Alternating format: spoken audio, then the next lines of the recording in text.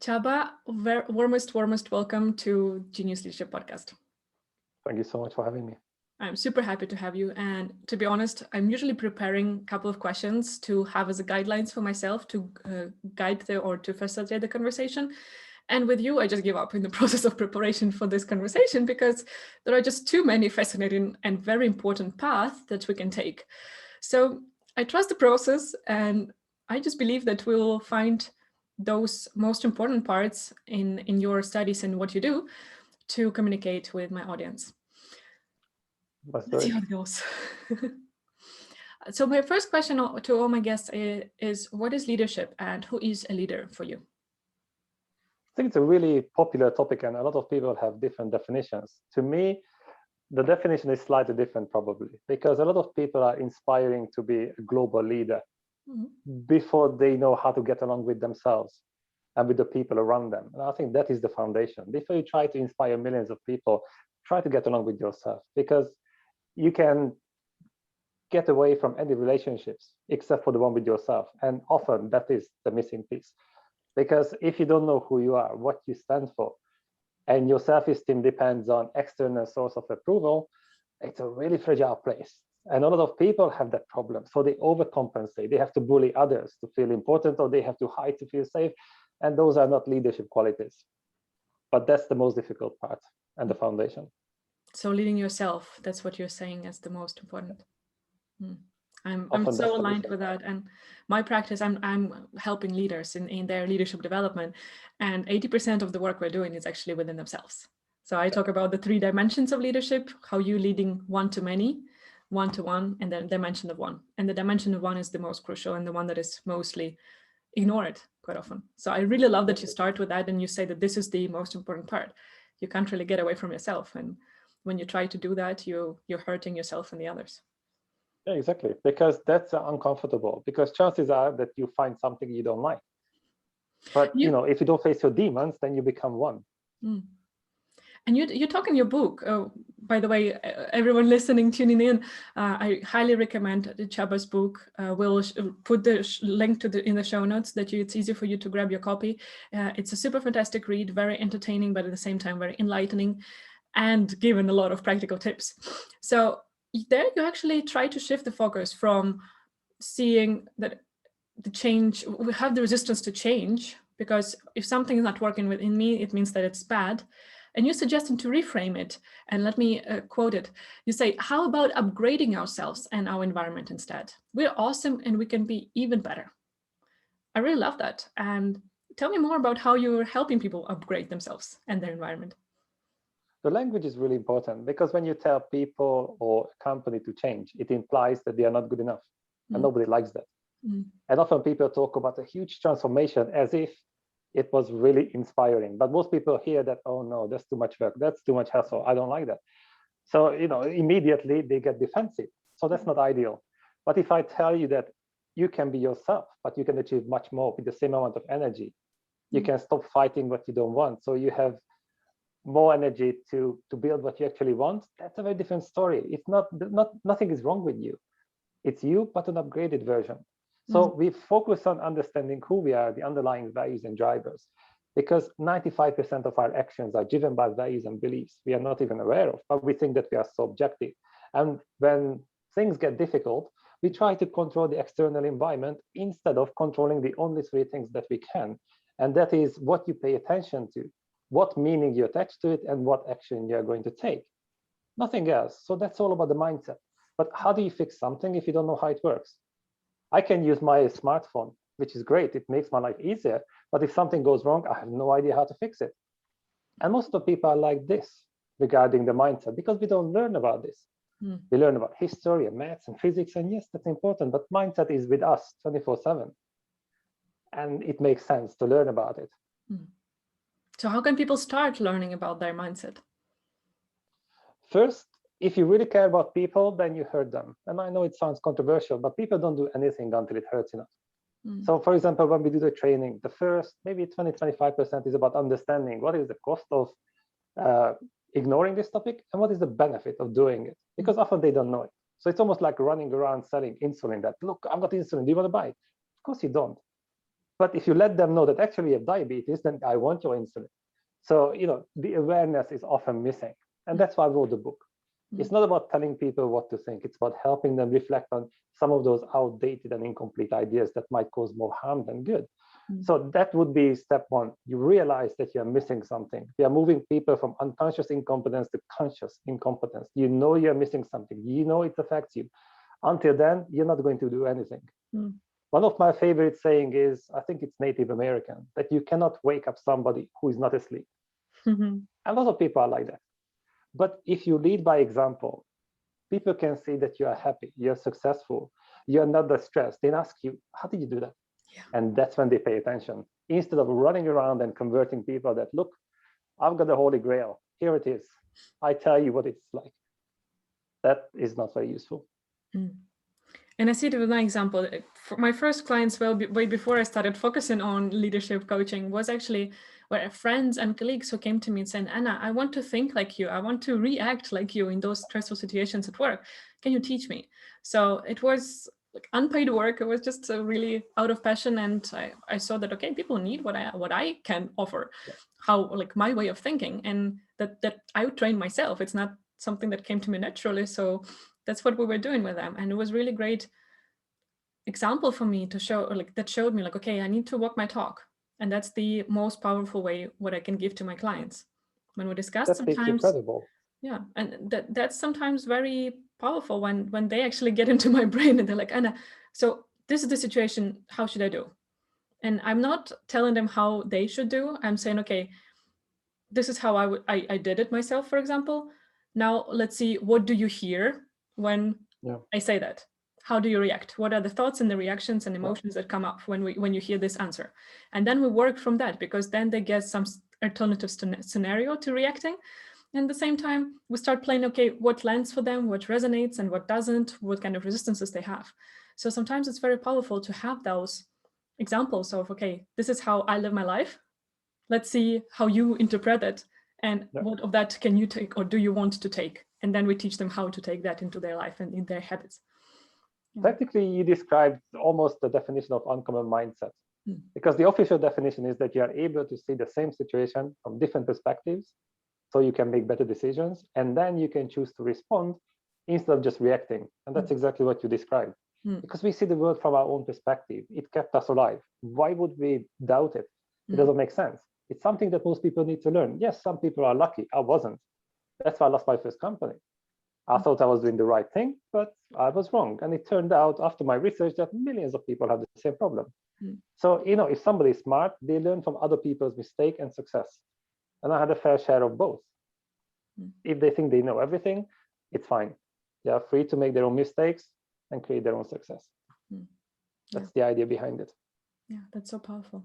I want to get in deeper into what exactly you do with Global Disc, but let's start with those 20-25%, as you said in the training, that you actually describe what people are losing when they're not paying attention to these problems, and what are the benefits of actually investing their time and energy into fixing those problems. So we focus on two levels. One is individual and the other one is group level. So we have to address both of them, and the root cause, not the symptoms.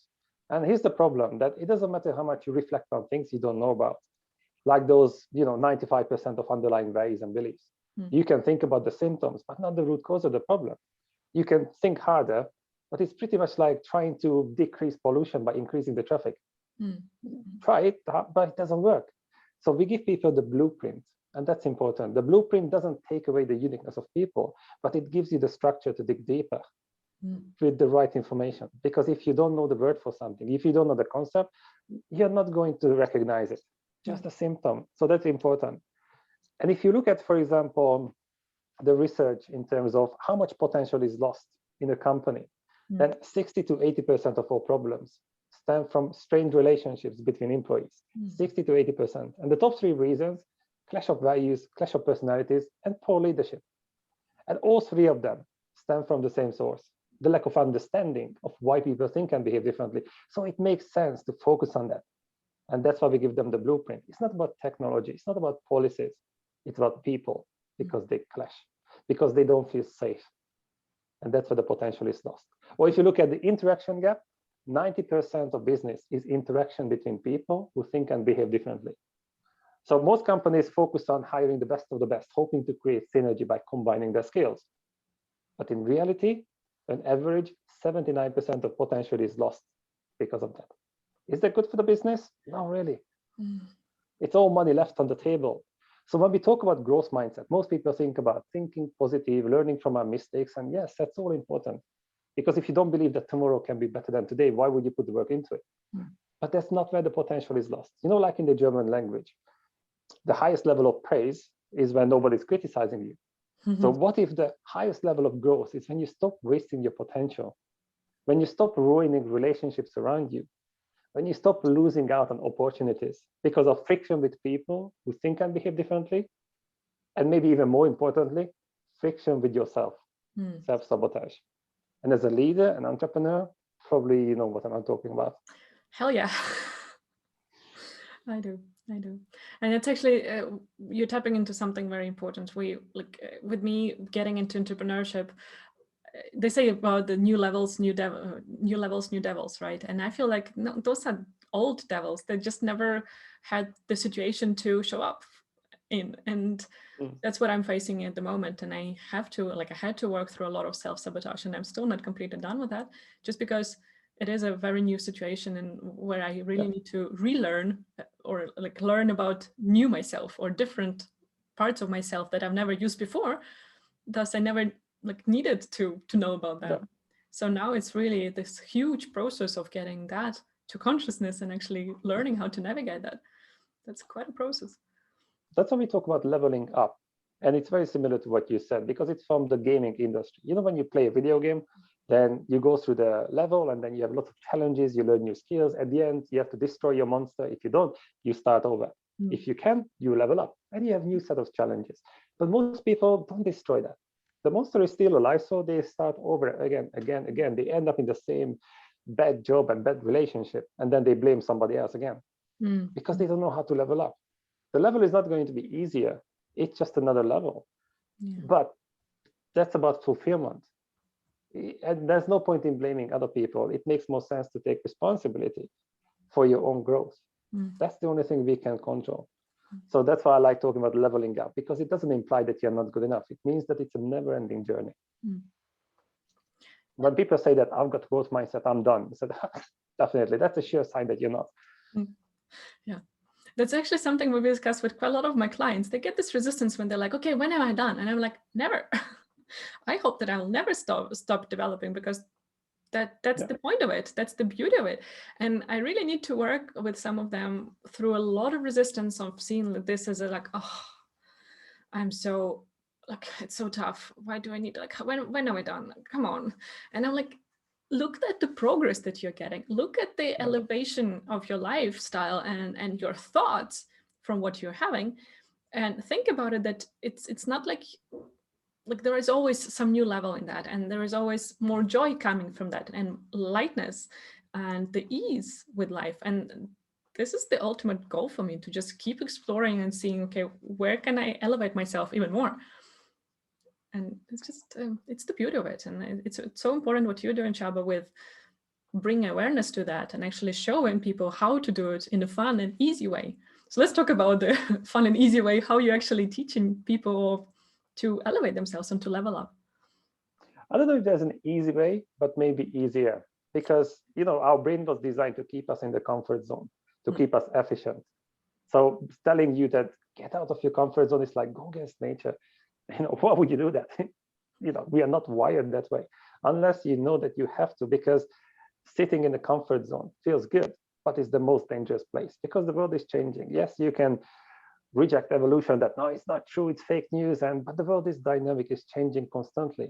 And often people try to protect the status quo, but by not changing, they are ultimately endangering the very thing they try to protect, because the gap between them and the world is getting bigger and bigger and bigger until you get to that point, which is the breaking point, or maybe that's the point to level up. And we can see that now. The pandemic caused a lot of hassle, definitely. And I can't remember who said it, one of the scientists, that during the pandemic, in 5 weeks' time, or 6 weeks' time, they implemented 5 years of behavioral change. That's intense. It's just that's horrible. But also it's inspiring because evolution happens under pressure. And we have that now. And people used to postpone everything and now realize that they're capable of so much more. But otherwise they wouldn't know. You don't know until you have to be able to do that. You don't have another chance. That's very important. But this is the logic that I would rather walk today so I don't have to run tomorrow. So this is what we can use for coaching, the hierarchy of the pain, because maybe doing something little today is, that's such a hassle. Then show them the picture. What happens in 1 year time if you don't change anything? Compared to that, this is, oh, wow, let me just do this. Now it feels like fun. But often we just ignore the future. So that's our job as a coach. Bring back the pain from the future to the present so they can make better decisions. For sure. That's how we can do it. I love it.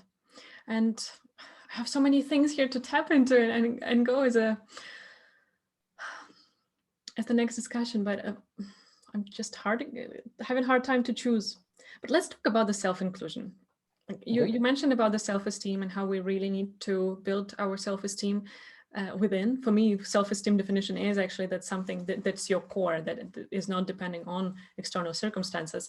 So you talk about that, but then you in your book also write about the self-inclusion, how that is the crucial part of the success of diversity and inclusion in the company. So can we talk a bit more about that? What is self-inclusion? So what you described, to me, that would be the self-worth, which is based on facts. I know who I am, and hopefully that's the same level as your self-esteem, the way you feel about yourself, the way you feel that other people see you.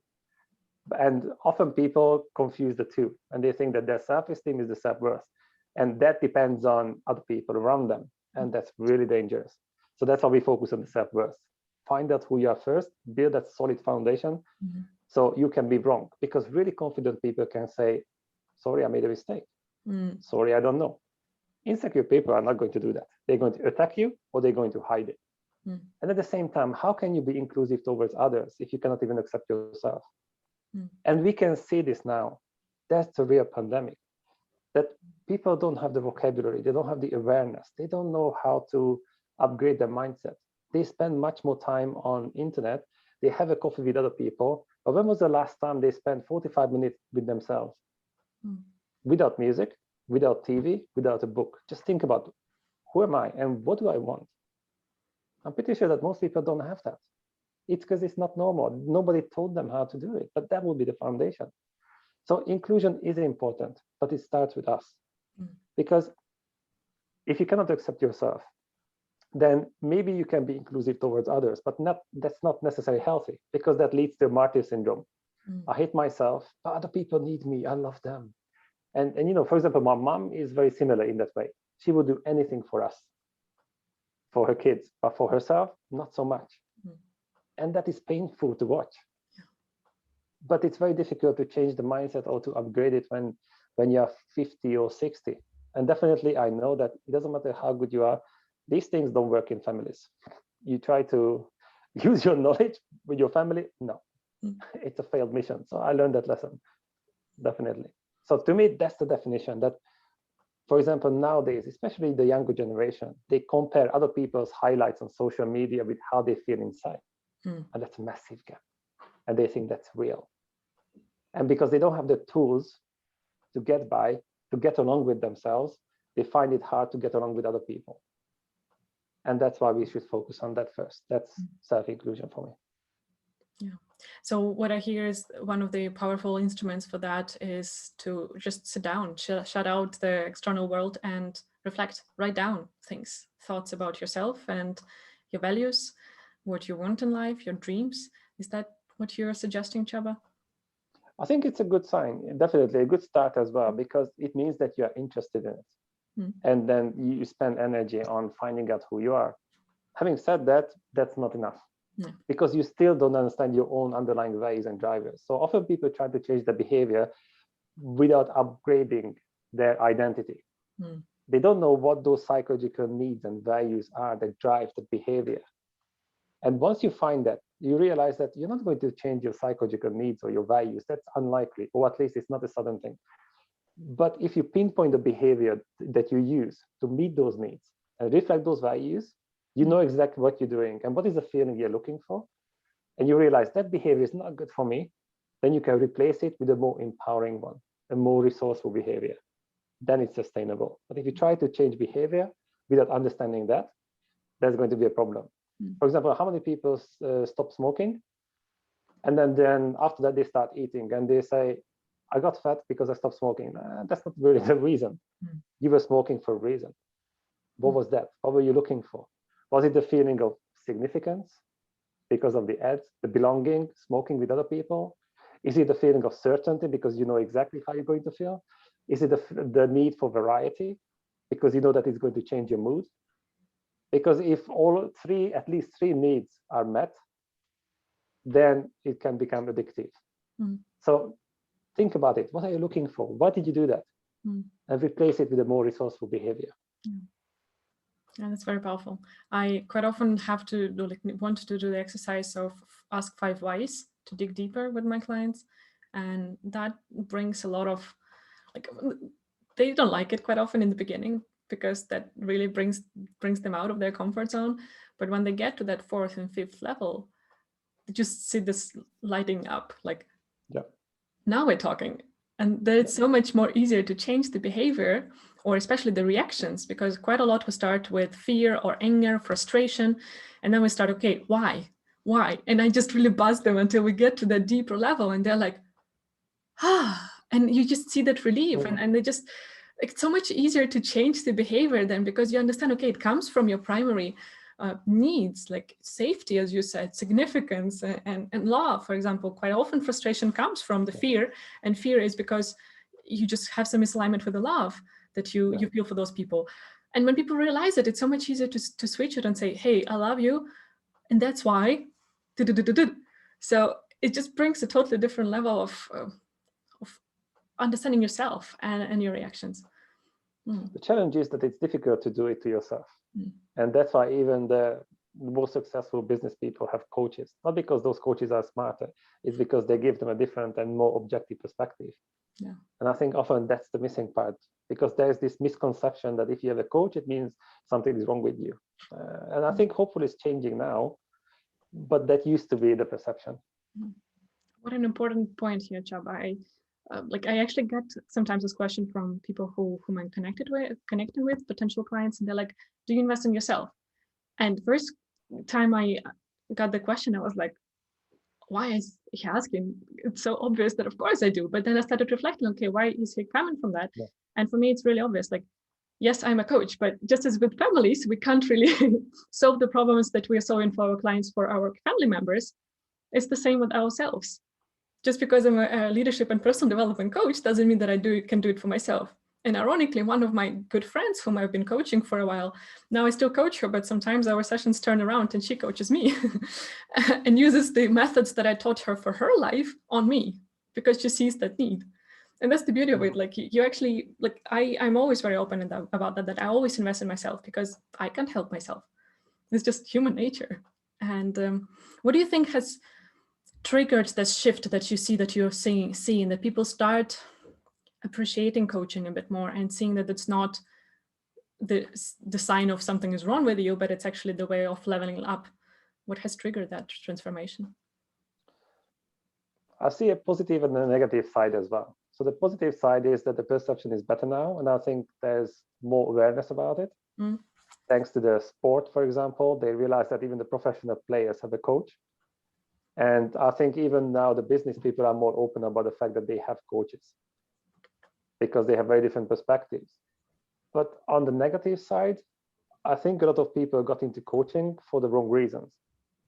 So if you look at our industry, it's full of cowboys who want to be coaches for the status quo, because they want to tell people what to think and how to think. And I think that's the wrong reason to do it. It's a diluted and unregulated market. So you can do a free online course, or maybe not even that, and you call yourself a coach. And a lot of people are like that. And often the clients cannot tell the difference. They just have some bad experience and they think, this coaching doesn't make sense. It was a waste of money. And from their perspective, they are right. It's true. So it's difficult to create quality and value. And that's why I find it important to create synergy with other people instead of competing. That's the real sign of confidence. Because, we have a lot of meetings and partnership with coaches and training companies. And I have a lot of meetings with individual coaches and trainers as well. And some of them, the ones who teach other people how to be open-minded, how to be flexible, how they should never interact with people. I'm pretty sure they're good at writing books about books, but they shouldn't interact with people. And I think that's a difficult story, that you don't know who to choose, you don't know why exactly, and often you don't even know what you need. So I've seen so many programs where become a coach, I teach you how to make a 6-figure salary, how to create packages, but I haven't seen any coaching programs offering you to teach you how to give more value to your clients. Somehow that's missing. It's all about the 6-figure salary. That's your business. Yeah, but how do you give more value? And when they promise that you don't need anything, you don't need qualifications, you don't need anything, but it's going to be a 6-figure salary. I said, And that ruins the reputation, because even potential clients can see that. And if they don't know if you are that kind of coach or you are a real one who got into the field for the right reasons. So how do you think, or how would you suggest filtering for our listeners and viewers? What should they look for? What should they ask the coaches that they might be thinking about working with, just to really avoid that painful experience of negative consequences of coaching? I think if somebody can guarantee you results and they promise you anything, something too generic and too vague, that's definitely a warning sign. Because nobody can guarantee results, because you don't know if the person is going to put the work into it. That's impossible. Then I would pay attention to, do they want to serve you or they want to please you? It's not the same thing. And because of the reviews and all those ratings, it's a really gray area, because often when you do a workshop, then they rate you based on how entertaining you were, not how good you were, how much value you gave, because you don't know that, not for at least 1 or 2 or 3 months. It's based on how good they felt, not how good you were. So do you want to serve them or you want to please them? And if you're a really good coach, you have to be fearless sometimes. And you have to be able to say things that they might not like, but ultimately it's going to serve them. And that's where you find integrity, when you can hold people accountable. But some people overdo it and they are proud of making others cry. And I know some people like that. I said, every time I have a coaching client, they cry. So is that the ultimate goal? Or is it just a coincidence? Yes, it does happen, but that shouldn't be the goal. So we have to find that balance, and you have to know when you're soft, when you're harder, but ultimately it's not about you, but it's about the client. And everybody can say whatever they want, but ultimately you find out later on what is true and what isn't. Was it a marketing trick or they actually meant it? So you can look at, for example, case studies, not the ones that they publish on the website because they do what they want. So those are not real reviews usually, but ask people who work with them. And I think that's how we can avoid it. How do you find those people who work for them? It still goes to them. I'm just thinking about my experiences when I was choosing my first coach for business. I asked for people, for her clients who I could talk to, and she gave me 2 references, but it was still filtered by her, right? And of course, then I still can fish out the information to see, is that coach good fit for me? But it's still people whom they suggested me to talk to. I think you can also ask the coach, because, for example, if we get a client and we know that we cannot help them because there's somebody else who can do a better job, I would say that, listen, this person can help you. So if you feel that that's not the right fit, then you ask them, would you recommend anyone else? And if they say no, I think that's not too confident. Or if they can say yes to everything, that I can help you with this and this and this, nobody believes that. You cannot be the best at everything. The best coaches have a niche, a very specific niche. And usually that's the one that, for example, I coach a lot of coaches as well to find their niche. And often, as it turns out, the best niche, the one that they start with, is the most painful challenge or problem they had and they managed to overcome. And that's the niche, because they can talk about it in a way that it resonates with the right people. If you try to target everyone, it's not good. The other mistake they make is that they have a lot of different approaches, So it looks like that they specialize in a lot of different topics. And people think, oh, you cannot be the best at everything. But if you put everything under one umbrella, and they can see that it's not different topics, but you go deeper and deeper, it's the same niche, but you approach it from different angles, that's much more powerful. So when I look for a coach, I would look for a very specific niche. And that's how you would find it. Here it's again a tricky part when often, as you said earlier, people don't know what they don't know, right? And people don't know what they need sometimes. So how can people, our listeners, explore what exactly they might need and which niche to look for in their case? So usually people don't know what the root cause of the problem is, but they know the symptoms. And if you are a coach, then nobody's interested in what kind of tools you use, but they're interested in the problem that you solve. So if you can describe that problem using the language that they would use, so they just see that, that's exactly my problem, then they find you. But if you try to get too scientific, then they are not going to find you. So imagine that I discovered a cure for brain cancer and I can cure everything, 100%. And I'm writing a lot of articles about it. But if you don't know that you have a brain cancer, you are Googling, I've got a headache, I'm tired, you would never find me. There's a mismatch. But if I'm a really good coach, I can describe the symptoms so you find me immediately, very specifically. And that's when you connect with the right clients. I love it. I love it. Because if we talk about, so just we talk about some power distinctions, like serving or pleasing. And the other one is, do you describe the condition or the problem? So for example, if somebody is obese, that's a problem. Or that's the condition. That is not emotional enough, not personal enough. The problem is that I'm too ashamed to take off my t-shirt in public. That's a problem. That hurts enough. And then I'm going to take action. So what's the difference between condition and problem? So if you can separate the two, if you're a really good coach, your niche is about the problem. Because that's the starting point. That's what people are looking for. That is emotional. Okay. I hope this is really helpful for you, genius leaders, because if you're listening to this show, then it means that you are interested in the topic of leadership and you are interested in your own development.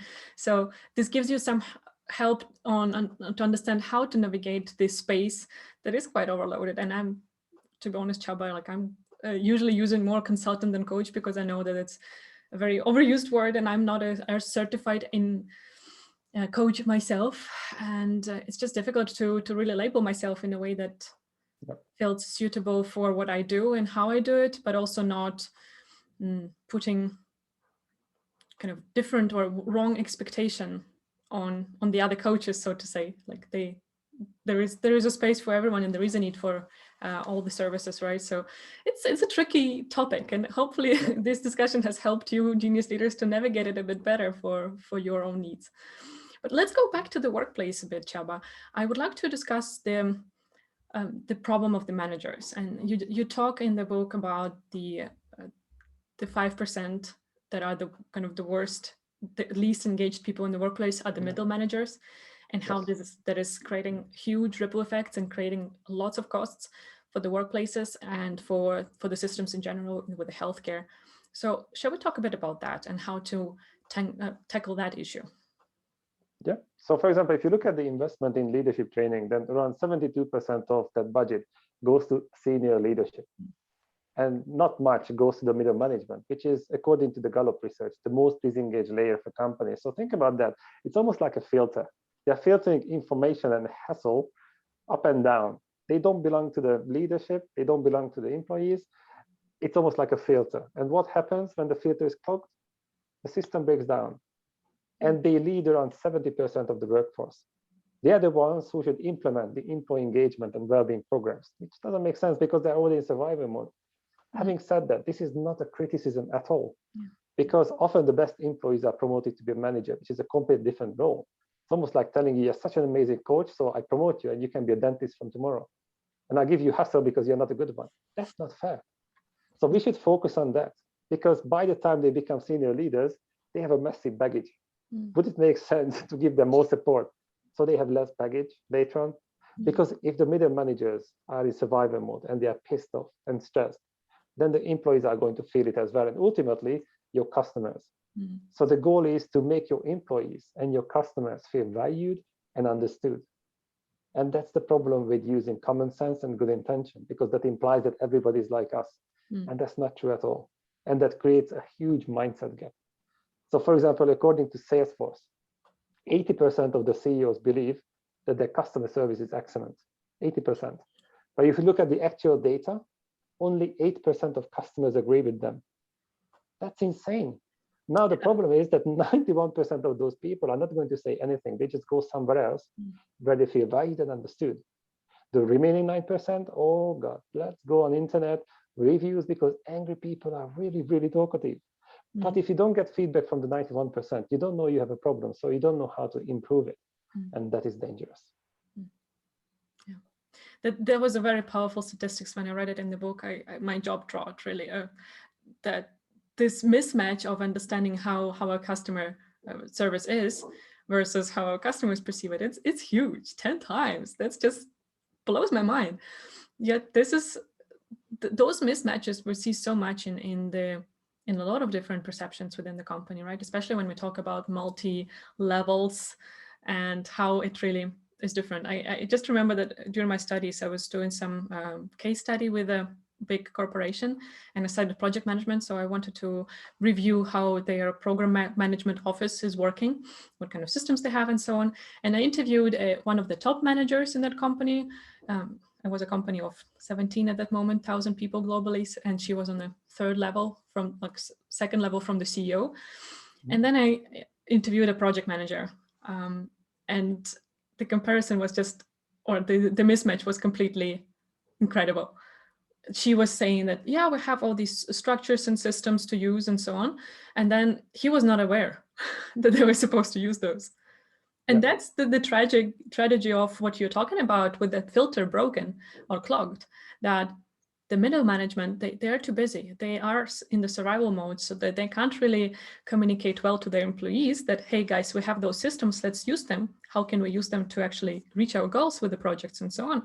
And at the same time, they don't have the capacity to report up what's going on and what's not working of those systems. And as you discussed, that those clashes or those misunderstandings are just like diabetes, right? You don't notice it until it's too late. Yeah, the silent killer. Yeah, it is so dangerous. So let's talk a bit about how you can actually fix that in the company. It sounds like we need to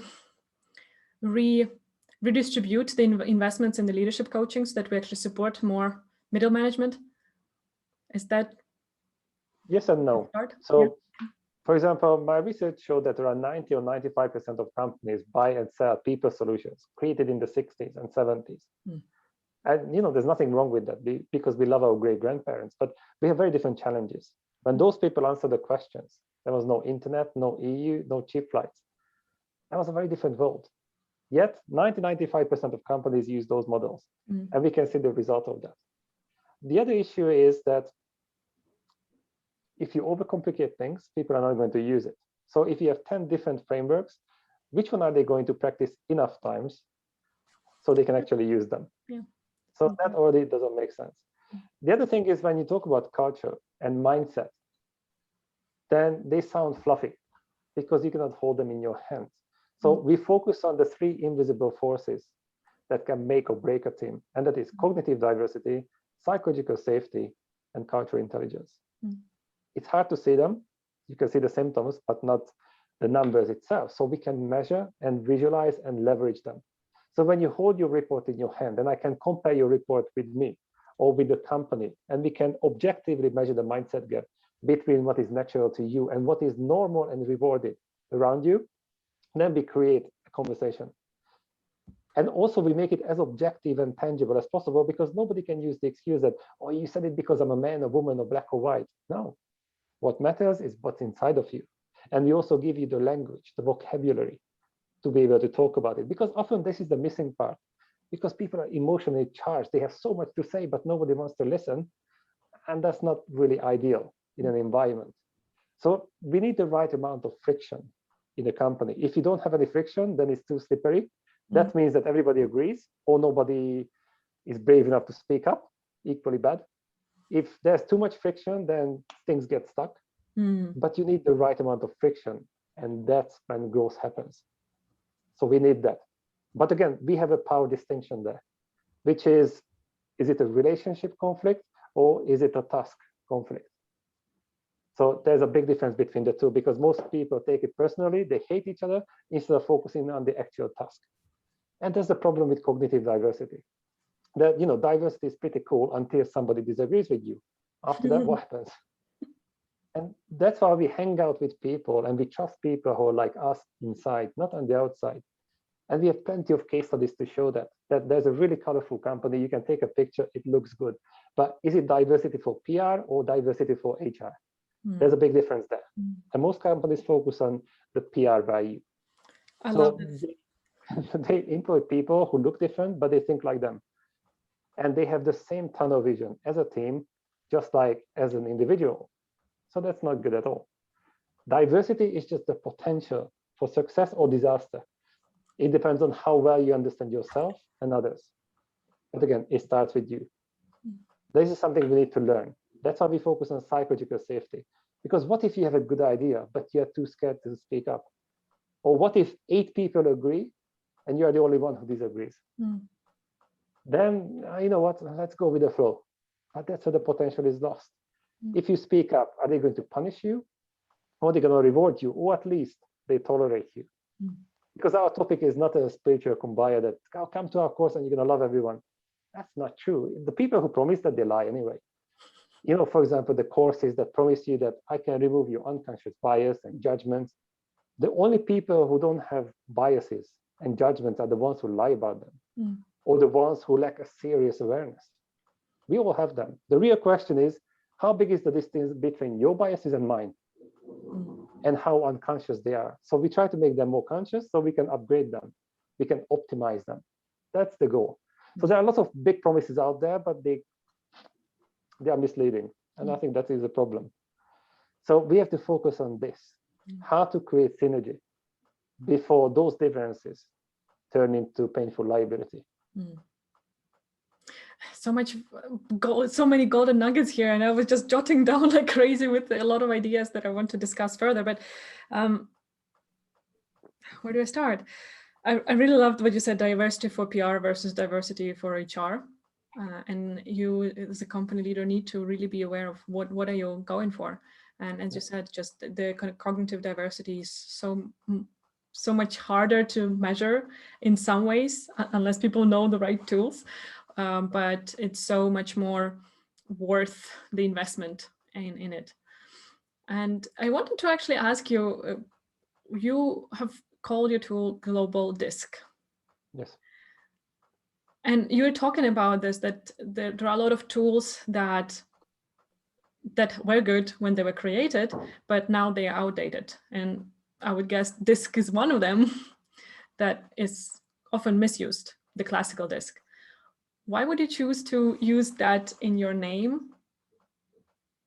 It feels like it kind of creates a bit of extra hoops to jump through when you try to explain the companies the value of what you're bringing them. Okay. So DISC is not necessarily outdated, but like you said, it is misused. Because, when I hear that people say that I'm a red or D type of person, so I can be rude. Oh God, that's even worse than not knowing about it. You have to escape your personality trap. That's bad. Or when somebody says that, oh, it's about just putting people in 4 categories. Oh, I know that you're the bad trainer, or you just didn't pay attention. No, it's about speaking different languages, and you can use the one that connects with the other person better. So DISC is, to me, is just incomplete. And the reason is that the psychometric and behavioral models explain how the different personality types tend to behave if they are not influenced by anything or anyone around them, which never happens, because you can put different people in a team and they conform to certain norms. So that disappears immediately. So the DISC has been around for 90, almost 100 years. But the concept of the 4 personality types, that's been around for 2,500 years. Started with Hippocrates with the 4 temperaments. And since him, hundreds of different researchers came to the same conclusion. We are all a combination of 4 types. And to me, that's an amazing foundation. So if you look at the intercultural field, then there are a lot of models, and most of them were created in the 60s and 70s. But most of them are not intercultural models, but international models, because they focus on one culture group out of many, and that's the country of origin. And they completely ignore the other 15 or 20 that we all belong to at the same time. So I think that's important when you move to a country, learn about what people are used to. But if your success depends on how well you understand those people, they can be truly misleading. So there's a problem there, because more than 80% of cultural differences exist within countries, not between them. If the country-specific approach was correct, there would be no millennial issue. That's just another cultural group, not a surprise. We know that already. So all of those models just point out the statistically average national differences, and they are widening the gap instead of building a common ground. So we focus on the only layer of diversity that has proven benefit in terms of performance, and that is cognitive diversity. And that's a very different approach. Because if once you realize that we are all a combination of the 4 personality types, but we were conditioned differently by our environment, it becomes much more manageable. And I can show you a lot of case studies where an international team is much more homogeneous than a random local team. And it's not a surprise, because you don't choose your gender, generation, or country of origin. But even if you're completely different, you learn how to navigate efficiently in that environment. So it's important to understand the dynamics there. So answering your question, a lot of companies use this. Around 70% of Fortune 500 companies. A lot of companies created their own versions, like Insights Discovery, Everything This, TTI Success. They all created their own versions. They can trademark it, and they can all claim that theirs is the best one. Fantastic. One of them might be correct. I don't know which one, but all of them are missing the cultural intelligence part. And this is why global disc is important, because it gives them the 50% that's missing from theirs. So the idea is that, when, for example, you come up with a new medicine, people don't want to take it. What they want instead is the one that they use and trust, but they want a stronger one. So technically, this is what we can do. We can introduce the topic of cultural intelligence using the language of this. So we can speak the language they understand, and we can build on what they already know. And that's repetitive learning. That's how we can make it as uncomplicated and practical as possible. So instead of asking the question, which is more important, personality or culture? And by culture, usually they mean nationality. Because it's the wrong question, there's no right answer. So they have this illusion of separation. But if you talk about individual and group mindset, then you can see they are compatible. You cannot even separate them, because your personality determines how you want to behave, and your environment or culture determines how you should or technically have to behave. That's why you cannot separate them. But when you have too many different models, then your clients walk away with more confusion than ever before.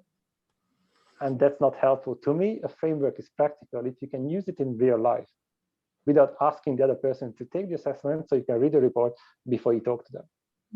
So I'm not going to say if a model is good or bad, but is it serving that specific purpose or not? And often the problem is that they promise much more than they can deliver. When you invest in intercultural training and you get an international one, I would question that. So that's why I wrote the book. Read it, ask better questions, so you can make better decisions for yourself. It doesn't mean that you have to work with us, but you can go back to your provider and you can ask them the right questions. Because if you're a lawyer or accountant, you have to be up to date in your field. If you're a coach or a trainer, you do what you want. You can sell half-a-century-old solutions, claiming that, yeah, it's still up to date. Of course, trust me. So many companies used it. Yeah, but what about the result? That doesn't matter. So many companies. Sure. So if you have that faith in the provider, that's unethical not to be up to date. So that's why I never want to stop. Like you said in the beginning, it's almost like being a shark. You stop swimming and you drown. So it's that kind of attitude. It's a never-ending story. And it's the beauty of it, right? Yeah, I hope that the listeners, without seeing you, feel the passion that you have in this topic, and really understand how much you have dedicated yourself to this topic, because it's so important. And I'm really grateful that people like you exist, who actually make the complicated things simpler. It's not necessarily easy to implement them. It still work. And that's the thing, that you can't guarantee the results, that it will work in the workplace or for the person, but you give the framework that actually make it so much easier or simpler to understand, and more inspiring and more fun to go into that process, to dive into it and really get the transformation going.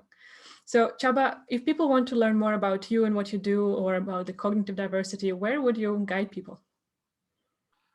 The best option is if we connect on LinkedIn. I'm always happy to connect with everyone who's interested in the topic, or the website, which is icq.global. And we have regular webinars every month, the Uncommon Sense in Unusual Times. And we also have the Uncommon Mindset Bootcamp, which is 4 days, 4 times 90 minutes. It's full on, very personal, very practical. It's open to public. And we deep dive into the mindset, and we find some of those demons, and we realize that we don't have to fight them. We just have to find better ways of feeding them, because that's the problem. You start a war in your head, even if you win, you lose. So that doesn't make sense. So let's find better ways of meeting our needs and reflecting our values. So we give people the techniques, the strategies, and also the insights. Great. I will put those links in the show notes that people can easily find that. And as I said, I will also link your book because I think it's a worth read for sure. Csaba, I usually finish up with 2 more questions. One is, what would be your 3 greatest pieces of advice for the genius leaders tuning in? And it can be about anything. Yeah. Okay. The first one would be, learn how to lead yourself before you try to lead others. And I know it sounds really simple and obvious, but it's not in real life, because every time we work with senior leaders, they get passionate about leading others, and when I tell them that day one is about you, they're surprised. I said, listen, I promise you don't know a lot about yourself, but it's not even your fault, so let's focus on that. So that would be definitely the first one. The second one, think about if you want to be right or you want to grow, and there's a big difference there. Because when you have a disagreement with someone, then the default position is that if I know I'm right, then it's obvious that you're wrong. So especially if there's no trust and safety, then I have to convince you that I'm smart and you're not. I win and you lose. Instead of realizing that you are right from your perspective. So if I can ask you the right questions, what can you see that I cannot? What do you know that I don't? And you can do the same thing, then we can make better decisions. And again, the language is important. So maybe this can be the third one.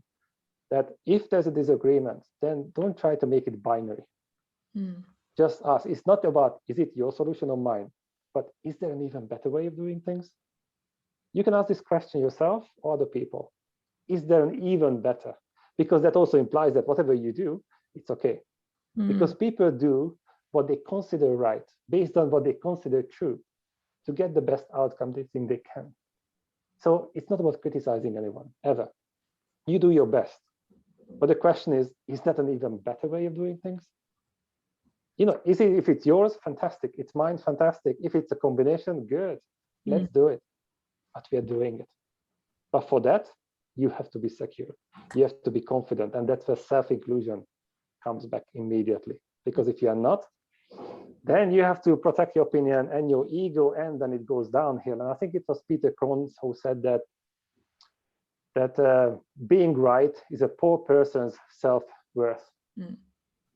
So you can say that, yeah, at least I was right. But did you get what you wanted? No, I was right. That's a horrible person. Wow, well done. So let's aim for higher level.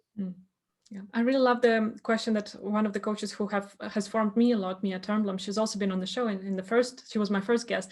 And she's usually saying, do you want to be right or do you want to have the change?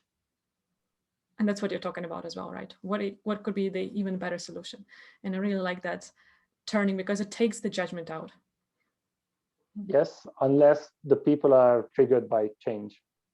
Yeah, okay. Because here we have to think about the distinction, because sometimes you mean a small change, a tiny one, but what people might hear, painful, big one, too much.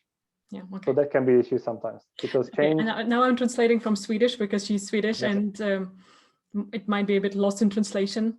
She's more thinking about the transformational thing, which can also sound big, but I like the idea of really focusing on your why you're actually getting into this dialogue. Last question, Csaba. One practical tip that our listeners and viewers could implement today after listening to the show.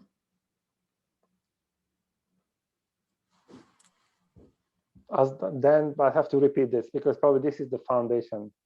Next time you have a disagreement with yourself, because it happens much more often than we would admit it, or with somebody else, ask yourself, is there an even better way of doing things? The reason why I'm saying it is because your brain is like the Google, whatever you look for, you find it. How come my life is so bad? You're going to find the answers. But if you ask the right question, the quality of your life is directly proportionate with the quality of the questions you ask, and you are in charge of the questions, but often they are too subconscious. We are running on autopilot, so we keep repeating the same stories. So try to do that. Is there an even better way? And you will be surprised that suddenly you realize that, wait, I'm getting the answers. Where is it from? Well, you learn how to use your mindset, and that's a very good start. Yeah, I love it. And as you say, it's a lot about the language, right? And then the question that we use, the better questions can give us better answers. Csaba, thank you so much for this conversation. I'm really happy that you found your time and grateful for sharing your knowledge with us. Thank you so much for having me. And to all Genius leaders, let's tune in and talk to each other next week.